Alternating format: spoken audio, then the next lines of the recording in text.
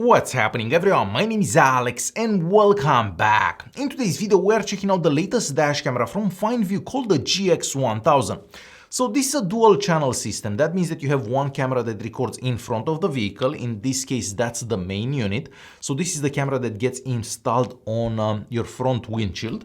And then you have the second camera that records behind the vehicle. So this is the camera that you'd install on the rear window in your vehicle. Both the front and rear cameras record at the resolution of 2560 by 1440. And just in case you're wondering, 1 minute of recording with the back and front camera takes about 250 megabytes of space on the SD card. The SD card is on the side here, but we'll talk more about that later on in the video.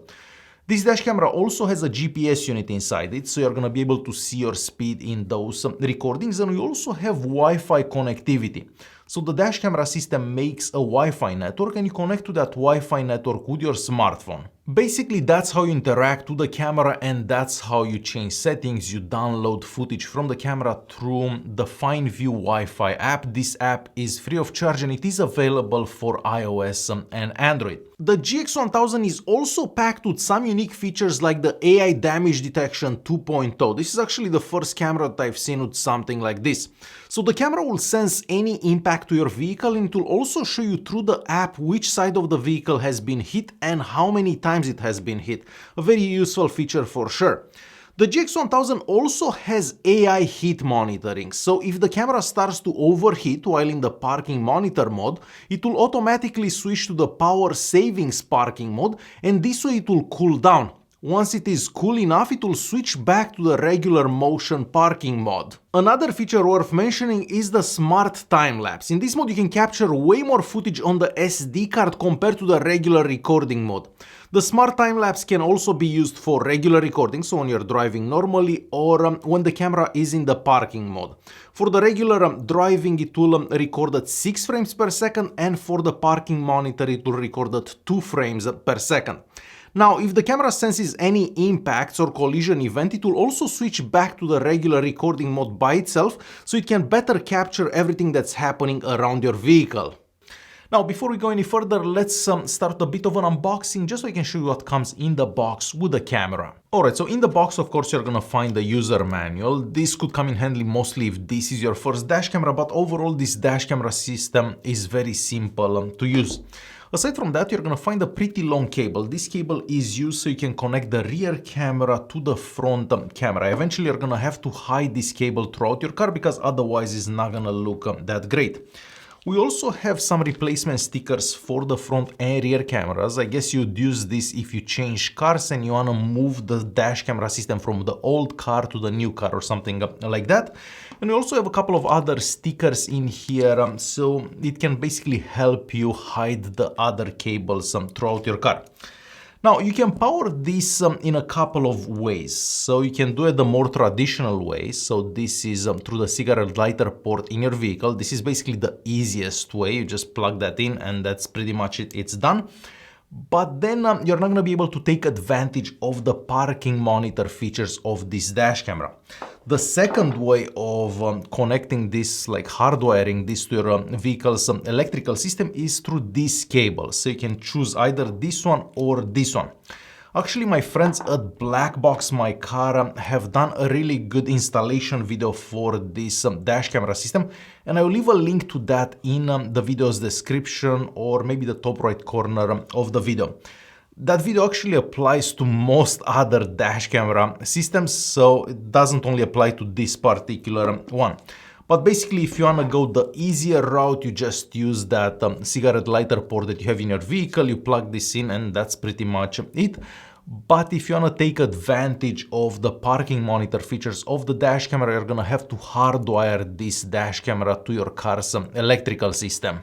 The dash camera itself is mostly made out of plastic, except for the glass covering the lens here. That's also an important factor because you definitely don't want the lens to be covered by plastic because that would get yellow over time. But that shouldn't be the case with this particular one. The lens here is also adjustable, so you can move it lower or higher, and the same goes for the rear camera.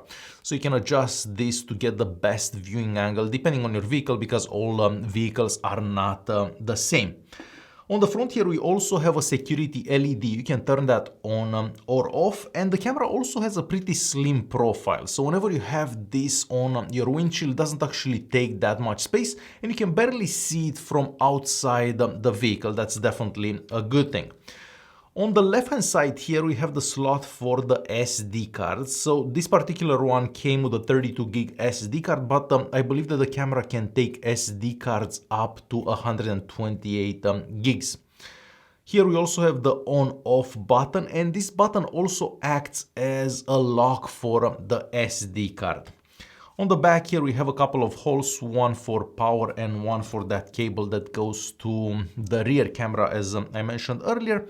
And on the front here, I guess that's the front, here we have a couple of buttons. So you basically turn on or off the Wi-Fi for the camera from this button here on the side.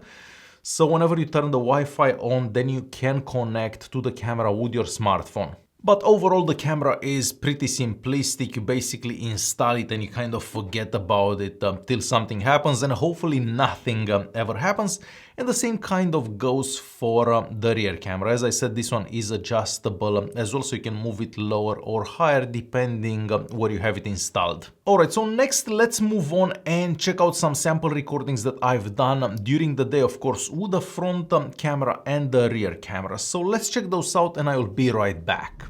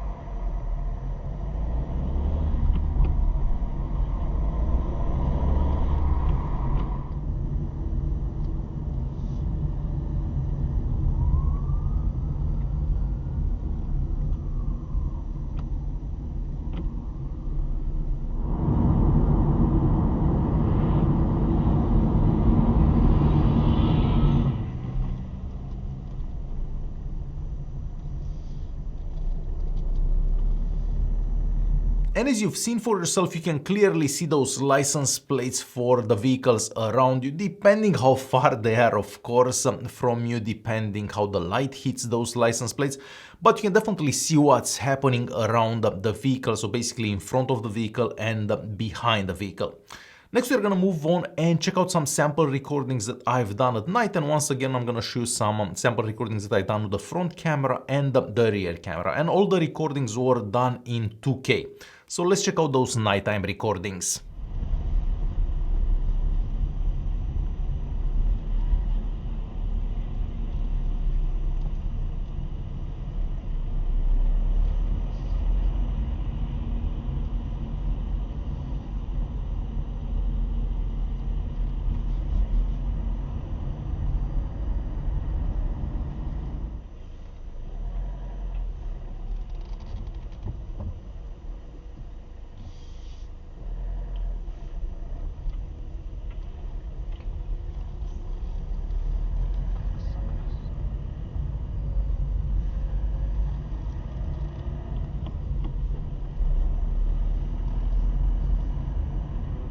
Sign.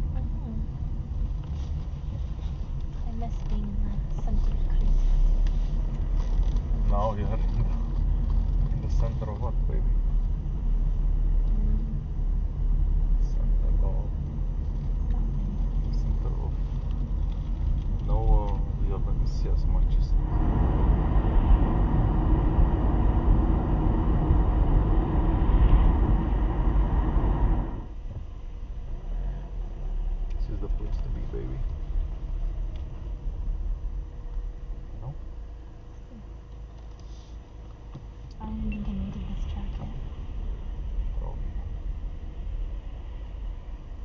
This 16, no? I know, but No?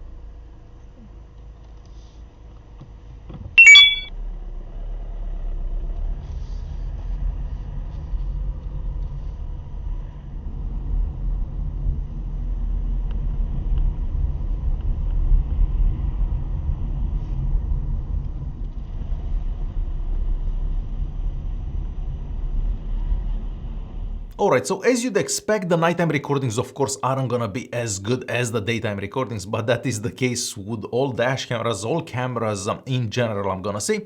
And once again, you're gonna be able to see those license plates depending how far they are from you, depending how the light's reflecting those license plates, and so on. But you can clearly see what's happening behind and in front of your vehicle at night, basically. Alright, let's take a super quick look at the FineVu Wi-Fi app. Alright, so since the camera doesn't actually have a screen, you have to interact with it through that FineVu Wi-Fi app. The app is free of charge, as I said earlier. And once you install it, you basically connect to the Wi-Fi network that the camera makes, and you can access all the settings for the camera. Of course, you can see the live view for the rear camera or for the front camera. That's definitely useful whenever you're setting this up at first. And then you can change settings for pretty much anything. Let's say, for example, that you don't want the speed shown in your recordings. Well, you can turn that off, or you can change that from miles to kilometers, depending on your location as well. If you hardwire the dash camera system to your car's electrical system, of course, you can use the parking features as well. So if someone hits your car when you're away, so the car is parked, of course, you're gonna have that recording. But if you don't have the dash camera hardware to your car's electrical system, well, that's not gonna happen, because every time you turn off the engine, the dash camera will basically shut down. This dash camera also has ADAS, that's Advanced Driver Assistance System. Now, most newer vehicles do have this built in, and my car has this system built in, but I did leave the camera with ADAS on so I can see how it does.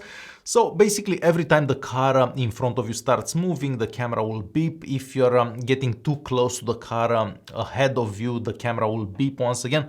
So it does pretty much the same as my car does. So if you have an older vehicle that doesn't have ADAS, this could come in handy. So basically, this dash camera system is packed with features, some features that you may not actually ever get to use. Personally, in my vehicle and the dash camera that I have installed there, I don't have the parking monitor enabled because my car is in the garage most of the time, and I just need the cameras to record whenever I'm driving. But everyone is different, everyone parks their cars in different places, so that parking monitor feature could be a very useful feature for you, depending on the situation, of course.